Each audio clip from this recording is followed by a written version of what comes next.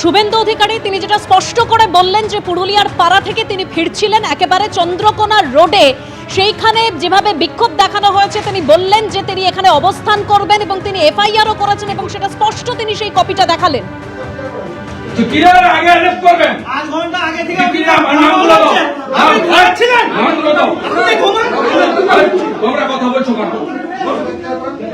নাম বাবার নাম তুলো দাও, নাম বাবার নাম লিখে দাও আমাকে ভাই, বলতাম তুমি লিখে দাও। আরে আমি জানি করব স্যার, আমার পুরো ভিডিওটা আছে। 1 ঘন্টা দাদা কি গুন্ডা না, 1 ঘন্টা হারার করতে পারবে না। 1 ঘন্টা ধরে দাদা গালি দেওয়া, 1 ঘন্টা ধরে কাছে পানি হবে।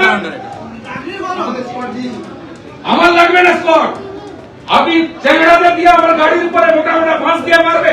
1 ঘন্টা দাদা চলছে, 1 ঘন্টা ধরে চন্দ্রকোনা থানায় আমরা ঘুমাচ্ছিলেন। হ্যাঁ ইয়া কি পেয়েছেন? আমি উঠবো না, অ্যারেস্ট করবে তার উপর। আমরা এসপিকে জানান, আমরা পলাশ থালিকে জানান আমি বসে আছি। এই নাম বাবার নাম লিখো, আমাদের লয়ার ডাকো, ড্রাফট করার জন্য আমি সই করব। লকলান বা লয়ার ড্রাফট করতে বলো, নাম বাবার নাম। হ্যালো, এই ছবি ভিডিও ফুটেজ চন্দ্রকোনা রোডে পুলিশ বিচ হাউসে এই মুহূর্তে অবস্থানে বসেছেন শুভেন্দু অধিকারী এবং তিনি একাধিক অভিযোগ করছেন, সেখানে পুলিশের বিরুদ্ধেও নিষ্ক্রিয়তার অভিযোগ করছেন বিরোধী দলনেতা শুভেন্দু অধিকারী। আর পুলিশের কি বক্তব্য শুনুন। আরে ভিডিও ফুটেজে দেখা যাচ্ছে বলছে তদন্ত করবে। এই যে 30 বছর চাকরি করতে হবে। এখনো পর্যন্ত কি অ্যাকশন নিলেন আপনারা? সামনে হচ্ছে কি অ্যাকশন কিছু আছে, কিছু এগিয়েছে এখনো পর্যন্ত? যারা ছিল প্রত্যেকের নাম বলছে, আপনারা কি ব্যবস্থা নিলেন এখন পর্যন্ত? ভিডিও তো দেখা যাচ্ছে যে পুরো সেই জমায়েতের খবর আপনাদের কাছে ছিল, থানার থেকে তো মাত্র 200 মিটার দূরে। থানার থেকে 200 মিটার দূরে টিএমসি লোকেরা যদি জমায়েত করে থাকে বা যে কেউ জমায়েত করে, আপনার কাছে খবর ছিল?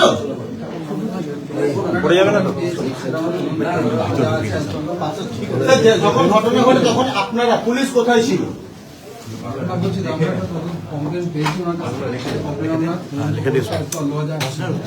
যখন ঘটনাটা ঘটে তখন পুলিশ কোথায় ছিল?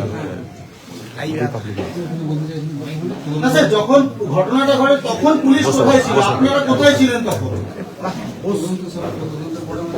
স্যার তদন্ত তো চলছে, কিন্তু ঘটনা কিভাবে ঘটলো এত বড় ঘটনাটা? আপনার পুলিশ ইন্টেলিজেন্স ফেল করলো? তাহলে কি যাদের দায়িত্ব ছিল তারা গাফিলতি করেছে? স্যার আপনি তো চার্জে, আপনি তো স্যার চার্জে কমপ্লেন দিয়েছেন, আমরা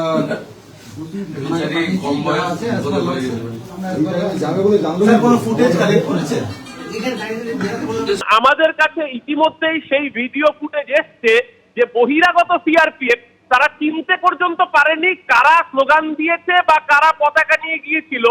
সিআরপিএফ এমন লাঠিপেটা করেছে যে বিজেপির ওখানকার মন্ডলের সবচেয়ে সিনিয়র নেতা গৌতম গৌরী, বিজেপির নেতা গৌতম গৌরীকে ফেলে সিআরপিএফ লাঠিপেটা করেছে। জয় বাংলা স্লোগান দিয়েছে সাধারণ মানুষ, শুভেন্দু অধিকারী সিআরপিএফ কে নির্দেশ দিয়েছে লাঠিপেটা করতে। উল্টে সিআরপিএফ বহিরাগত, তারা চেনে না কে তৃণমূল, কে বিজেপি, কে সাধারণ মানুষ। বিজেপিরই নেতাকে গৌতম গৌরীকে লাঠিপেটা করে আহত করেছে। তারপরে সস্তার নাটক করতে শুভেন্দু অধিকারী এখন চন্দ্রকোনা থানায় গিয়েছেন, কারণ উনি শ্রমিক ভট্টাচার্য, সুকান্ত মজুমদার, দিলীপ ঘোষদের থেকে টিআরপিতে কিছুটা পিছিয়ে পড়েছেন। এখন এই অপদার্থ শুভেন্দু অধিকারী, আরে ময়ূরের কাকের গায়ে যতই পালক লাগাক, ময়ূরের পালক দিনের শেষে কাক কাকি থাকে, দ্বার কাক কখনো ময়ূর হয় না। এবিপি আনন্দ এগিয়ে থাকে, এগিয়ে রাখে।